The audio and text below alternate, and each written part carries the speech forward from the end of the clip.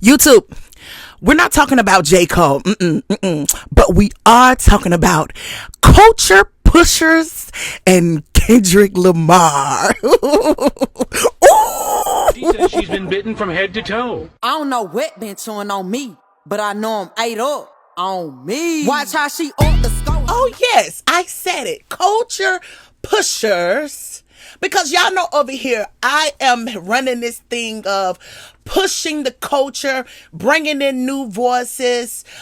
This is a new era, the Kendrick Lamar era. And under this regime, it's new voices, new acts, new rappers, new media. People are coming up, just speaking the real, right? Back to the bone, the culture, the ground zero, right? These people, these are the people who we looking for. We digging them up to run this era of the culture of this time. Listen to this. I said, greatness isn't loud. It's layered. And not everyone is built to push the culture at its highest, right? I said greatness come in levels, and not everyone is qualified, right? Do that make sense? It's when skills meet purpose, culture, responsibility. Because a lot of people don't realize this. When you're leading the culture, when you are the culture carrier, you have a responsibility, honey. So you need those people that operate at their highest, like a hierarchy type of thing, right? I said culture pushers don't follow the wave. They create them. Know the difference. I'm sorry. Y'all know I'm silly. I'm crazy. I'm silly. But anyway, good morning. I got my coffee today. I got my grandma. If you haven't heard my grandmother's story, I talked about how my grandmother, she was the first one where I started smoking. I don't smoke, but when you're a kid, you're curious. And she would always say, put my cigarette out. And I would, go over. It's in a short where I talked about how that's why I first had my first cigarette with my grandma. But anyway, good morning. I got my coffee. I got some great topics today. Once again, culture pusher. I'm not moving from it. We pushing the culture. New era. New media, new people. I mean it. It makes sense. It's good. Everybody say, it depends on who you are. Everybody would say the 90s, especially for me, was the best era in hip hop. But other people would say different. So man, I just know that even now, everybody want to say music is not the same. It's supposed to be. It's supposed to get greater throughout time. And I'm so excited about seeing the new people and what's going on and how we will reshape this era of hip hop. I love it. I got a lot of great topics today. I may touch on some things in the political arena. Also, I'm talking about hip hop. I think I want to talk about the Grammys. I did not talk about how I felt about the Grammys. So it's only right. I know it's old. Y'all done talking about it. I'm talking about it now. Plus, did you see Glorilla sister in the news? Right. That's something that everyone goes through. I think I got a, if you hear something, I'm hungry. So if you hear my stomach rumbling, I'm hungry. I wanted to talk about, I saw something with 50 Cent, LL Cool J. Did you see Digital Planet on the porch with Nucci? Crazy. I'm cool like that. Like only those who know. No. Only those who know, right? Sherry Shepherd. Okay, let me just get into the show. I don't want to get too far. The Grammys, right? I felt like finally, and you may not agree with me, I felt like the Grammys finally got it right. I think the Grammys was so black, as people like to say. I felt like the Grammys got it right. Shout out to all of the winners. My brother, y'all know how it is. He won, went crazy, swept in such a way. I think he won 5 Grammys. Now he is the leading Grammy holding in the hip hop arena. 27. Shout out to Kendrick. Y'all know we're gonna talk about Kendrick over here. My brother, I love him. Man, keep Kendrick in prayer. All y'all hating so bad, it's ridiculous. I'm scared for y'all. You gotta know when you see greatness, get out the way. I was just talking about how greatness. What did I say? Where my paper at? I said greatness comes in levels.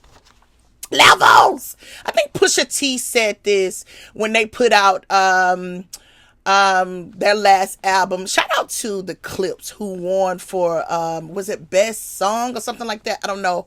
Don't hurt me. Don't kill me. I'm just I think I'm what did they do? I got it written down here, but I can't find it. Anyway, best song or something. Okay, I'm sorry. I got it written down. I can't see it. But anyway, he said something about in this era, you got to be like your best. It's the best rappers, the best songs. We're in a hierarchy type of movement. And it's a lot of you out there who is that. But some of the people that's coming up do not have the help or the correct push or just the guidance of how to lay this thing out. They got the talent, but you also need a team behind that. Because I'm watching a lot of guys and girls that I feel like could be great, but it comes with more than just talent. You have to have the right people around you. You have to have the right masters around you, right? The best producers, right? To help push this thing of your craft, right? But anyway, shout out to Kendrick. Shout out to all the performers. Some of my favorite performers won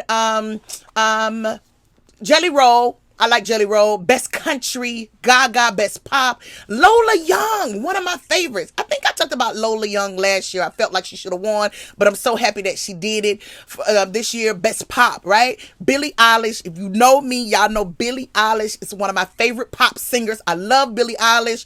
And she won for the song Wildflower, one of my favorite songs off Hit Me Hard, Hit Me Soft album. Best song of the year. A lot of people's complaining about it, but Billie should have won something last year. Let's be honest. If you watched the Grammys last year, Billie should have won for Hit Me Hard Soft last year. But I guess the Grammys felt like, let me get it right. They came back this year, gave it to Billie, Phineas, which is crazy. Is it true that Phineas will no longer be working with Billie Eilish on her albums? If that's true, I think that's whack. That's crazy. Who's ever coming up with thinking that Phineas need to not be in the room is crazy. I don't know if they're trying to push Billie in another space. You remember how it was that Miley Cyrus, right? You remember when Miley Cyrus was pushed into another atmosphere? Maybe that's what they're probably thinking about with Billie. But let me tell you, don't take Phineas away, y'all. This is to Billie people. Do not lose Phineas.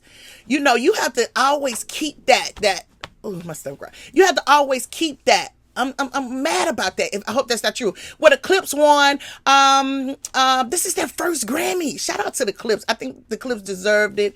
I loved it. The performance.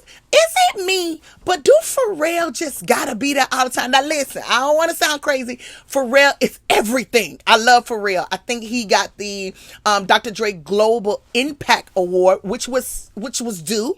Right? But Clips need their moment for real. I felt like the Clips should have performed Birds Don't Sing. I don't know why the Clips did that song, which is good. Every song on the Clips album is great. They got a no kind of skip album on Let God Sort Them Out. But I felt like they should have did Birds Don't Sing. Was Birds Don't Sing in the did they put that up for a nomination? Why not? I thought that was crazy. But anyway, shout out to the Clips for real. I thought it was great. Cher got the Lifetime Achievement Award, right? Cher is going backwards, right? Is it that young man over there with Cher? What's Cher and that man doing over there? What's going on? Cher looking young. Let me move on. Back in... Let's move on. That's good. Leon Thomas got for Best R&B, which I loved it. Leon Thomas does great work for artists. I think I heard that he was a big contribution to SZA's album. My stomach is around. So, which is great. My Gospel, y'all know I love gospel. PJ Morton and I think Dara won for Best Gospel Song or Album. Bad Bunny won for Album of the Year. Bad Bunny had a great year, and I know a lot of people, and even me, I felt like Kendrick should have won all of them. But it gotta make sense too. So shout out to Bad Bunny. I don't listen to Bad Bunny, but he have a big audience, right? So I get it. And his year was crazy. Tour overseas, crazy, right? I loved it. I loved every winner. I think Grammys got it right. My favorite My favorite performance of the night was the Lauryn Hill. I don't know about y'all, but Lauryn Hill went through her thing with the music industry, not feeling important, right? But being this dark-skinned queen. But you know what's so crazy? This is what I love about the Grammys, the music industry, whatever. You have to implement back and stability or great foundational work when it comes to this music. You gotta bring Lauryn Hill back. She is the true queen. Winning 5 Grammys in one night? What, right? For her album Miseducation, right? To see her paying tribute to D'Angelo and Roberta Flack and bringing the kitchen sink of black top-notch performers. Everybody who came on that stage, I cried. That shit was beautiful. Like, you can feel it. Like, when black energy and all that shit get in a room, it caused a fire. It was literally a fire on that stage with all of those artists that's top notch in their era. And in their, in their regime, R&B. I saw Bilal, Anthony Hamilton. They even pulled Shaka. Like, that's top. That's top. We're in the top era, right? We're in a hierarchy. Everybody got to be top notch in this era, man. To see Lauryn Hill up there like a queen with the big dress on. See, women, pay attention. She's showing you that you ain't even got to be naked to put out your power. This lady is so powerful. Just her presence, right? Some people got that kind of aura. Their presence, their voice, you could just feel the power. Lauryn Hill, amazing. I think she kind of orchestrated that. And then to bring Wyclef in at the end to do their rendition of Killing Me Softly, crazy. I was at home going crazy. I love the Grammys, and I know a lot of people still boycotting the Grammys. I get it, but I loved it. I thought it was one of the best Grammys in a while. I thought it was good. So let's talk about some more stuff in another thing. I don't know. Have y'all seen this lady on Instagram? I'm gonna put a picture up, but she's so funny. She always say, and another thing. She talk about men and women. But anyway, I don't know if you guys paid attention to this during the Grammys. I was about to go, but I need this to say this. A lot of artists are getting political. What do you think about artists being political on the big stage, concerning things that's going on in the world? Should they do it or not? Well, I was thinking about this as I was watching the Grammys, and I was watching a lot of artists wanted to express how they felt about what was going on in the world, and is it the correct timing to do it? But I remember listening to Dick Gregory.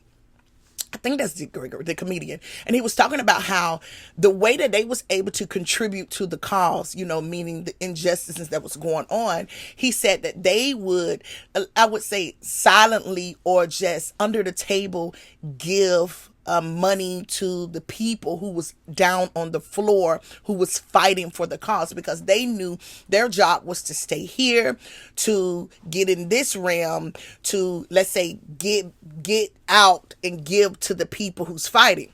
Well, I sneeze, but excuse me, I'm trying to hold my sneeze.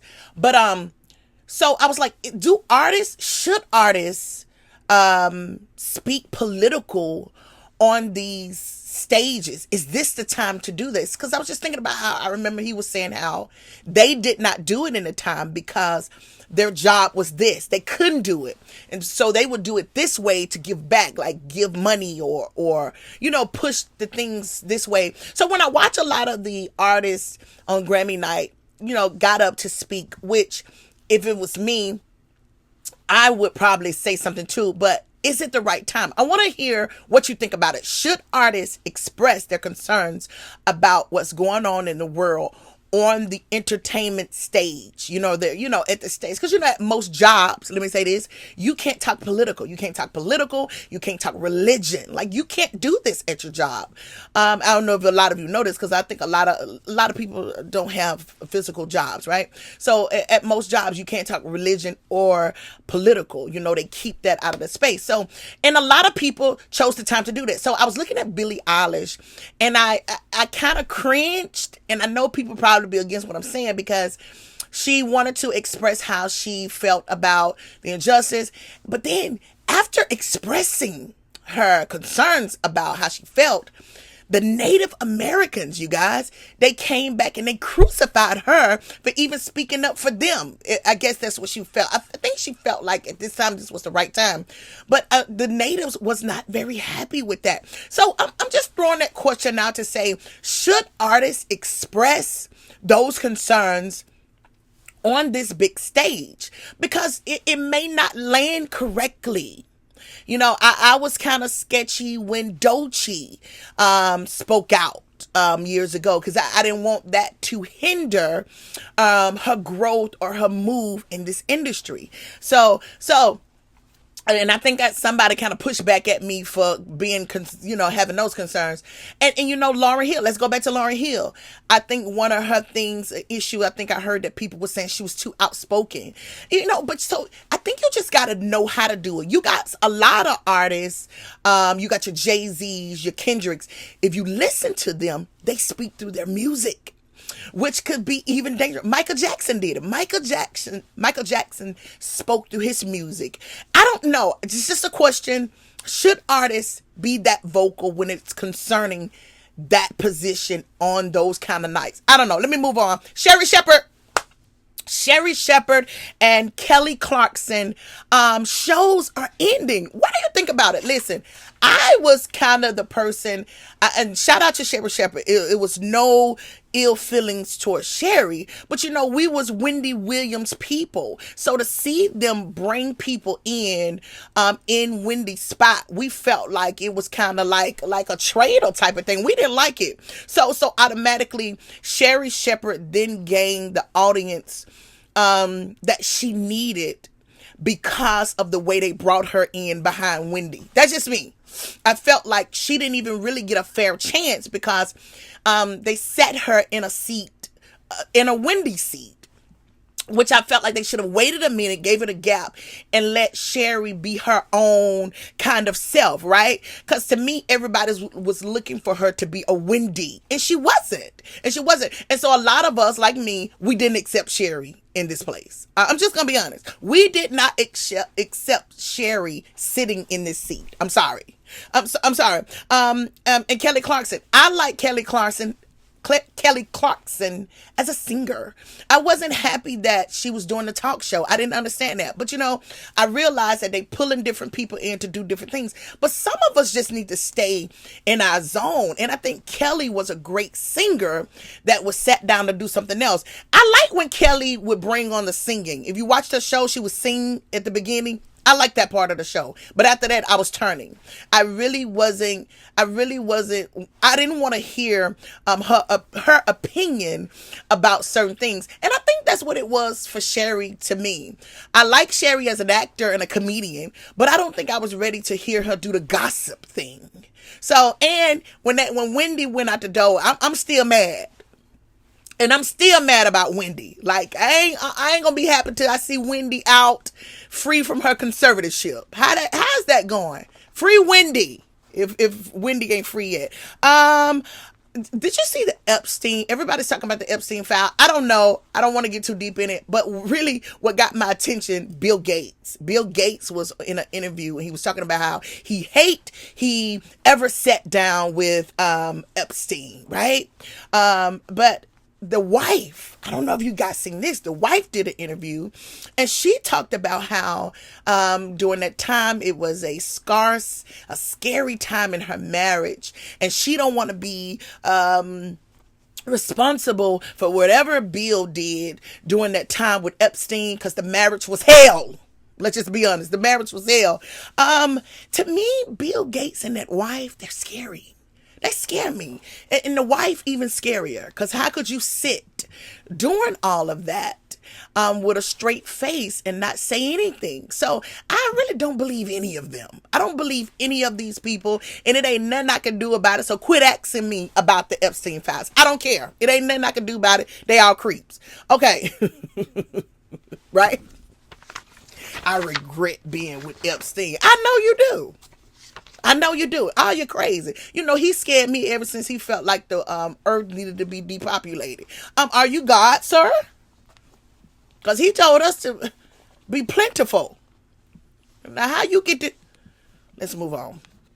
The In-N-Out burger, right? The In-N-Out burger place. I think this is over in LA. In-N-Out hamburger place. Anyway, owners refuse to drop Bible verses on her products. This is so crazy. You got the community, and I don't know who is complaining about this, but when you look on her cups, on the bags of her burgers, she got a little verse of the Bible. She got Proverbs 2 and 3 or something, John, blah, blah, blah, just like in the corners of the cups or on the bags. And she said she'd been doing this for years. She said some of the customers was frustrated with wanting to just come in for food. They said they don't want to be preached to. But my thing is, who's looking for that?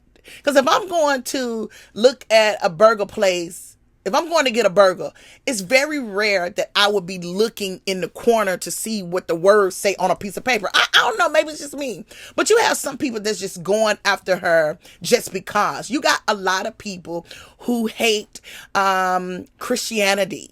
The religion of Christianity. And, even though they want to be able to practice their religion freely, everybody is just hard on trying to kill people who believe in Christ. Just point blank, period. They're just trying to take that out. They don't want you to be a Christian. They don't want you to believe in Jesus. You can't even say Jesus. Jesus. Jesus. You can't even say Jesus, everybody, man. Now, they can call all kind of people. They can call all the people that they talking about. All them gods. But the minute I say Jesus, everybody mad. It's crazy. So I'm like, who is complaining about this lady with her faith and her beliefs, and just on the corner of her burgers, she got scriptures. My thing is, if you don't like it, don't go. Y'all want to get the lady shut down. I think it's crazy. She said those scriptures been on those bags of the paper of the products for generations. She said it reflects her family's personal faith. It's a part of the company's history. My thing is, don't go. If you offended, don't go. Stay at home and make your own hamburger, and you ain't got to worry about it. It kills me with people like that. Anyway, Deontay Wilder, let me move on, because y'all get mad when you say Jesus. Jesus. Oh, they be hot. It make them demons go crazy. Jesus. Okay, Deontay Wilder was extremely emotional at an interview after being asked about Tyson Fury. I know everybody's seen this, so I can't go too deep in details. Y'all seen this. Why is it so hard to believe in black men? This is what Deontay said. Now listen, Tyson Fury is trying to diagnose Deontay with a mental illness, which I think is crazy. And you never know. Being in this boxing thing, I talked about this a couple of episodes ago, you could have head injuries, which may cause you to, go through these things. Go to another show. I talked about that. So Deontay Wilder felt offended. He asked the reporter to not talk on an issue, but the reporter refused to. I think he wanted to trigger Deontay, get under Deontay's skin, and he talked about something that Deontay told him not to talk about. But my thing is, Deontay went crazy. So you know me, I'm nosy. I went and asked a couple of people in the hood. I'm like, I need to know about Deontay. Now listen, I'm giving y'all some exclusiveness right now. I'm giving y'all some exclusiveness. I ain't trying to go this far, but I'm going this far. Deontay is a little younger than me. I think Deontay probably in his 38, right? I'm in my 40s. Deontay probably 39, 40. So I don't quite remember him, but he went to school with my nephew. And my niece, I think, right? So I'm asking, what was Deontay? They said Deontay was right over here. Was he over here in Haycourt? This is for people who know. Was he over here in Haycourt? Huh. But I'm trying. I don't want to tell nobody business. That ain't what I do. Shout out to Deontay Wilder. He's one of those ones too who got into this industry with no one ever done this, right? I think the last person where I come from that I can remember, we got a street over here, Dinah Washington. Dinah Washington still got a street over here. This is what she grew up at, and her family went to Chicago after that. But anyway, Deontay jumped in this thing. Nobody ever done that in his time. So all of this is new. I heard a couple of interviews with him where he really struggles with this racism thing. As crazy as it is, being black in America is still a hard struggle.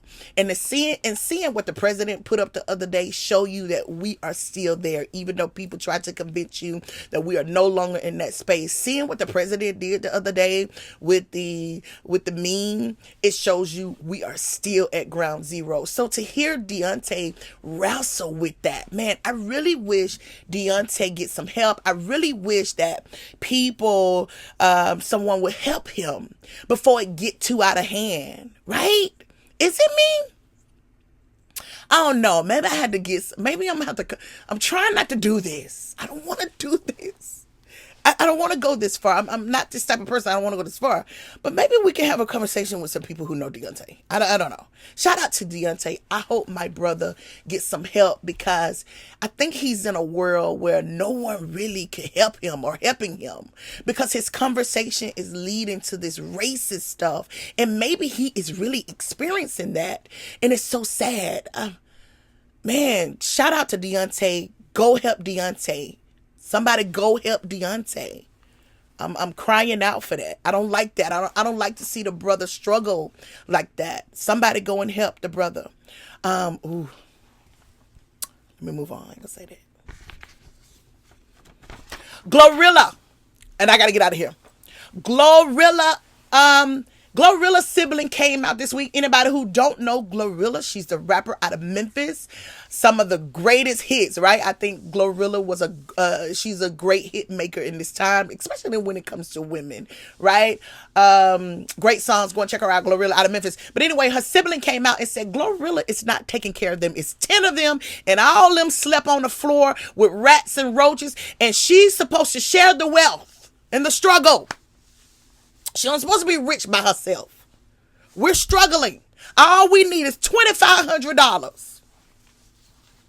Help us, Glory.